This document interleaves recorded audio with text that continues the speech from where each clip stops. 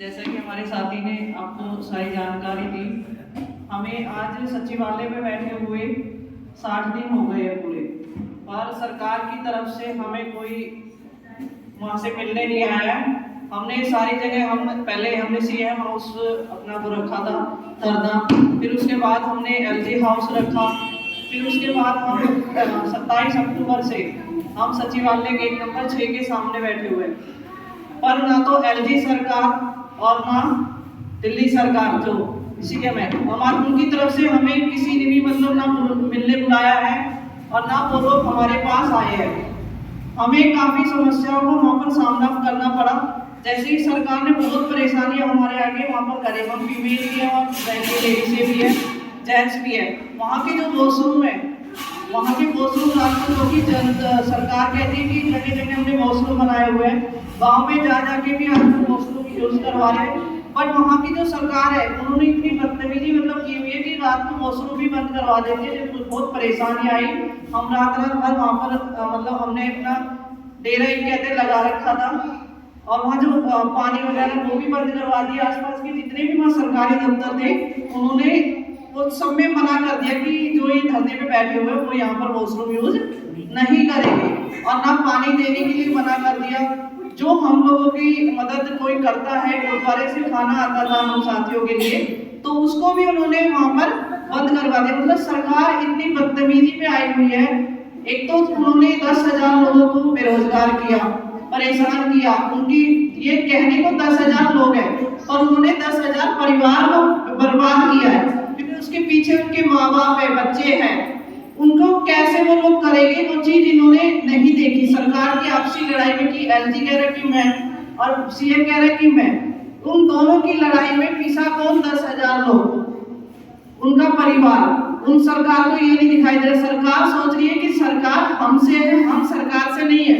सरकार को बनाने वाले हम लोग हैं, आप लोग, ना कि सरकार हमें बना रही है। अगर हम सरकार को बना रहे हैं तो दूसरी बार अगर हमने अभी सीएम को बनाया है तो आगे हम सीएम दूसरा भी बना सकते हैं। ये सरकार भूल रही है, एलजी भी हमारे से ही बनाए। ये सरकार को हम लोगों को मिलके जताना होगा कि आप हमसे हैं, हम आपसे नहीं है। जब हम आपको ला सकते हैं तो अगली बार हम दूसरे को भी सीएम बना सकते हैं, एलजी बना सकते हैं। काकोरी के शहीदों की शहादत को नमन करता हूँ। All India Democratic Youth Organisation की टीम का दिल से धन्यवाद कि उन्होंने हमें मंच दिया कि हम अपनी बात आप लोगों तक रख सकें। मेरा नाम सचिन है, मैं टीटीसी बस में था।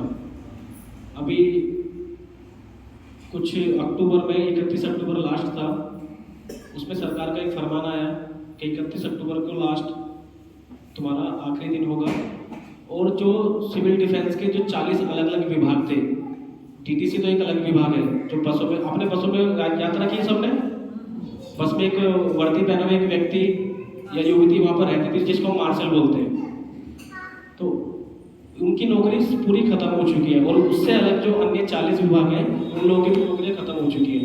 दिल्ली की बसों में इस समय इतना बुरा हाल है, मार्शल ना होने की वजह से जो असामाजिक तत्व है, जिनको हम जेब कतरों के नाम से जानते हैं, या जो फिर ड्रिंक करके लोग चढ़ते हैं, बस में इतना पैनिक का माहौल है, इतना असुरक्षित सवारी अपने आप को समझ रही है।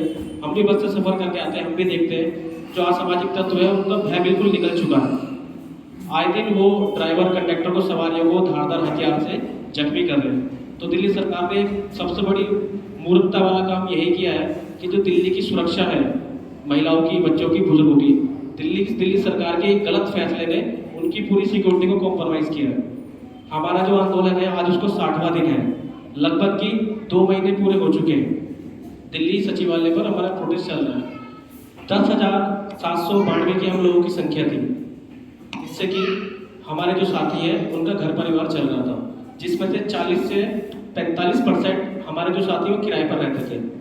उनकी आय का स्रोत सिर्फ ये नौकरी थी।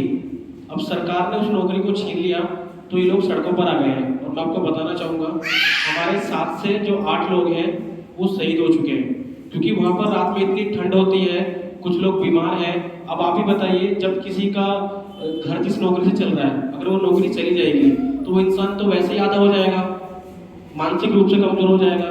तो कुछ जो हमारे साथी हैं उनके किसी की हृदय की गति रुकने से उनकी मृत्यु हो गई, या किसी शरीर के किसी अंग ने काम करना बंद कर दिया। तो सरकार को उन्होंने नहीं देखा। सरकार ने क्या कहा कि एक हमारा एक्ट था 1968, 2015 में जब इन्होंने लगाया था तो उनको एक्ट नजर नहीं आया। उस एक्ट में क्या था कि हम आपको नौकरी नहीं दे सकते। सरकार से हमारा सवाल ये था कि अगर आप नौकरी नहीं दे सकते तो आपने 2015 में इनको लगाया क्यों आपने ये नीति बनाई कि बसों में महिलाओं की सुरक्षा को लेके मार्शल लगाए जाएंगे। आप सभी को पता है कि एक यहाँ पर पूरे देश को शर्मसार करने वाला एक कांड हुआ था जिसे बोलते हैं निर्भया कांड। निर्भया कांड के बाद में सरकार ने इस योजना को चालू किया, इस योजना पर काम किया, तब इनको ये वाला एक्ट नजर नहीं आया। अब 8 से 10 साल बाद 2023 में इनको ये समझ आ रहा है कि नहीं, इनको नौकरी नहीं दे सकते। अगर ये नौकरी में कोई गड़बड़ी निकल गई, क्योंकि इन्होंने एक पढ़ा भी उस समय पढ़ा भी, क्योंकि IAS ऑफिसर ही सारी नीतियों को बनाते हैं। किसी भी दिल्ली में कोई भी योजना लागू होती है वो पूरी कमेटी होती है जो नीतियों को बनाती है। अब इनको कुछ खामियां पकड़ी गई उसमें, तो इन्होंने सारा ठीकरा जो है उन 40 विभागों में जो काम कर रहे थे, अन्य जो विभाग में, उन सबको एक फाइल के साइड पे उन सबको नौकरी से निकाल दिया। आप सोचिए, बेरोजगारी सबसे बड़ा मुद्दा है देश का। एक साइन में 10,792 लोगों को एक झटके में बेरोजगार कर दिया गया। क्या ये हम लोगों के साथ में न्याय है? हमारे लोग इतने दुखी हैं क्योंकि जो लोग किराए पर रहते हैं वो लोग हमारे दर्द को समझते हैं कि इसी नौकरी से कैसे कैसे वो अपने बच्चों को पढ़ा रहे थे, अपने घर में जो माँ बाप बुजुर्ग हैं उनकी दवाई दिला रहे थे, अपने आप को पाल रहे थे। लेकिन उस सरकार के गलत फैसले ने उन सबको रोड पर ला दिया। 60वां दिन है हमारा, संघर्ष हमारा भी जारी है। हम अलग अलग लोगों से मिल रहे हैं, अलग अलग सामाजिक संगठनों से मिल रहे हैं। कल सर भी आए थे और मैम भी आई थी,